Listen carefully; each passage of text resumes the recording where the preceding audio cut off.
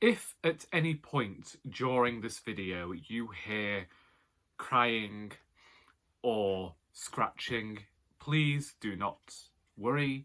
It is Sally sitting outside my door, breathing heavily like a serial killer, just because I have not allowed her into my bedroom.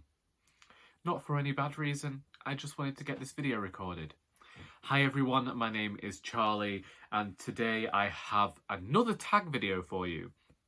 This is the Vegan Booktube Tag and was created by Dane of Dane Reads, and I was tagged by the creator. Dane has listed some vegan foods and ideas, and he has come up with prompts based on what we associate with veganism. I am not a vegan myself, I am merely vegetarian. Let us begin with tofu. Name a writer who's super versatile, and come as no surprise from me, Joanne Harris. Honeycomb and A Narrow Door came out within the last 2 months. A Narrow Door is this dark thriller set in northern England, and Honeycomb is this adult fairy tale, really, fantastical. And that is something that Joanne Harris is known for. Her very first book, The Evil Seed, is a The Evil Seed is a vampire novel. You have Sleep Pale Sister.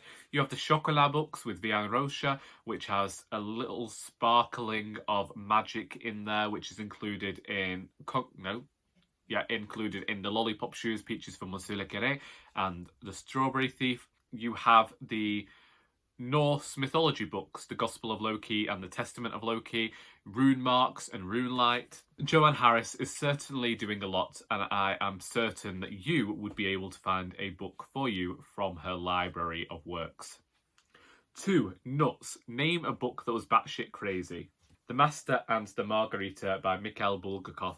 This edition was translated by Michael Glennie. I buddy read this with Amelia Reads last year, and the consensus was that whilst we were enjoying this book, we had absolutely no idea what was going on. I would love to go back and reread this book, also knowing the context of what the author was trying to get at. This is the one where there is also this plot line going through with Pontius Pilate, as well as one set in Russia. The devil appears, there is a cat. It is completely mind-boggling, and yet I really enjoyed the disconcerting experience of reading this one. 3. Nutritional Yeast. Name a book that was super cheesy. I am going to say The Music Shop by Rachel Joyce. Now, this book isn't really cheesy in its entirety. I think that Rachel Joyce is a fantastic writer, and you can tell that she has written for radio before because there is something within the rhythm of her prose. When I read a Rachel Joyce novel, I am reminded of the BBC films, in that they have a very strict plot structure, but you also know you're going to get a good story where everything is wrapped up at the end of it. So whilst this book does have some of its darker moments, the heartwarming nature of the book could be considered cheesy to other people. 4. Beyond Burger. Name a book that imitates another book. For this, I went with The Miracle of Ebenezer Street by Catherine Doyle. I couldn't think of another one on my shelf. This story sees a young boy living with his father after his father has decided to cancel Christmas and won't celebrate it anymore due to the grief he is feeling for the death of his wife. But his son really wishes to remember his mother and also celebrate Christmas. We have a book that is emulating A Christmas Carol, which a lot of fiction does. You know, I feel like that was a basis for a lot of Christmassy stories. And it twists it for the middle grade market, and I think that it does it rather well. I think this has a middle grade take on A Christmas Carol, modernises it and uses some of the motifs that we know from A Christmas Carol and twist them a little bit for this tale. 5. Quinoa. Name a book that's a good base that everyone should read. And that is The Miseducation of Evie Epworth by Matson Taylor. Read this last year. Fantastic book. Evie Epworth doesn't know what she wants to do with her life now that she is 16, crashes her father's car into a dairy field. He's about to remarry, and it follows her misadventures. I love this book because it is similar to classic British comedy, which is something I say all of the time. And the women within this book are incredibly representative of the northern matriarchs that I have had within my own family that we have seen popularised on telly. And I think that the humour and the eye to detail that is present within this book is fantastic. And I think that if you're looking for a tale that's not just a base book to learn more about the north of England in the 1960s, but also to what kind of thing Charlie enjoys in fiction, then look no further than The Miseducation of Evie Epworth. Next, we have Almond Milk. Name a book that goes well with a cup of tea. The Trouble with Goats and Sheep by Joanne Cannon. I haven't mentioned this book in ages, but this is one of my favourites. I used to call it my favourite, and it could still stand up to that. Basically, Mrs. Creasy has gone missing, and these two young girls, Grace and Tilly, are trying to figure out what has happened to her.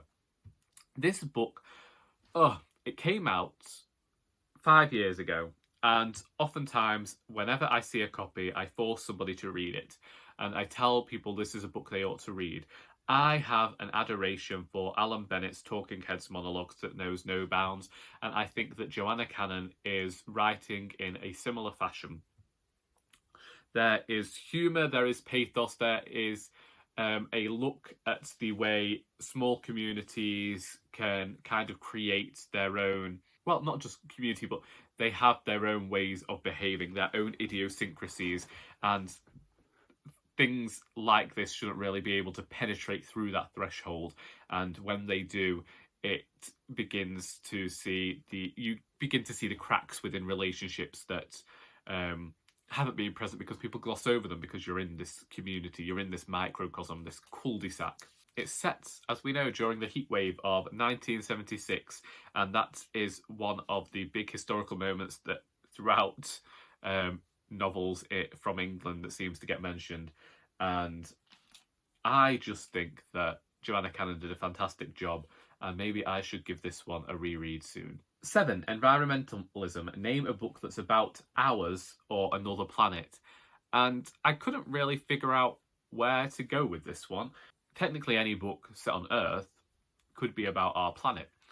And then I didn't know whether to go for science fiction, but I realised that perhaps the book that I was thinking of, which was N.K. Jemisin's 5th Season, which is the first book in the Broken Earth trilogy, I could not remember whether this book was supposed to be set in an apocalyptic sort of Earth, or whether it is another planet. Shall I just shove this in here? Let's go for the 5th Season by N.K. Jemisin. This is a fantastic book, and I'm really saddened by my laziness at not getting to The Obelisk Gate and finishing this series, because this was truly brilliant. 8. Animal rights. Name a book that's sympathetic towards animals. The only things that I could think of were Dick King-Smith books I used to read when I was a child when this came up. I was also trying to think of The Shepherd's Life by James Raybanks, but that's more about farming, and there's this weird, not rivalry or tension, but this idea that farming and veganism can't really go together, although there are a few vegan farms arising in the UK. Sympathy towards animals isn't the same as wanting to be protective of animal rights. Just to go off on a tangent here, we see it so often where people ascribe different worths to different animals based on how cute they see that animal. And so their ideas of animal rights are always skewed. I think that certain people could do really well to think how, when it comes to animal rights, all animals deserve similar rights, regardless of our perception of that animal. Saying that, I'm still sticking with Dick King-Smith because I couldn't think of anything else, but one thing I always remember was if I struggled to find something to read as a child, I knew that Dick King-Smith was going to have something that I would enjoy. And when I was hospitalised at the age of 12, I read and reread Dick King-Smith's books because it was one of the only writers that they had on the children's ward. 9. Health. Name a book that inspired you to be healthier mentally or physically. Well, firstly, nothing has inspired me to be healthier mentally or physically. But Furiously Happy by Jenny Lawson is something that I first read during the period of unfathomable sadness in 2016. Towards the end of 2015, I had perhaps the worst time with my mental health that I had ever had. For various reasons that I've gone into before. And in 2016, things came to a head in the January and everything stopped. I gave up writing. I disappeared from YouTube. I'd only started my channel in the August of 2015 and I just disappeared for about 3 months. And I did nothing in that time. But I did read Furiously Happy a few times. And the reason behind that was that this is a book where Jenny Lawson struggles with anxiety and depression, and she discusses it here in a humorous light. And in doing that, in reading this, it made everything I was going through seem a little bit more easier. And, I didn't, the sadness did not disappear when I was reading this book, but things did ease off a little with reading Furiously Happy, and that is one that I continue to recommend for people. And then 10, Cross-Contamination, Tag Some Friends. Oh, ooh, wow. Firstly, I feel like it's silly that I didn't save Stuart of The Library Is Open for this, because they are vegan.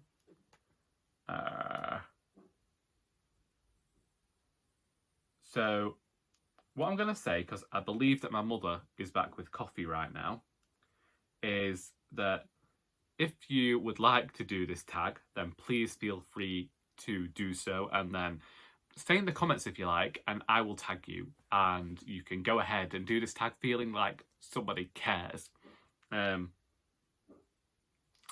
If you want to talk about any of the things that I have talked about in this video, then do let me know. If you've read any of these books and would like to discuss them, then you can do that as well. I hope that you have enjoyed this video, and until next time, that is all.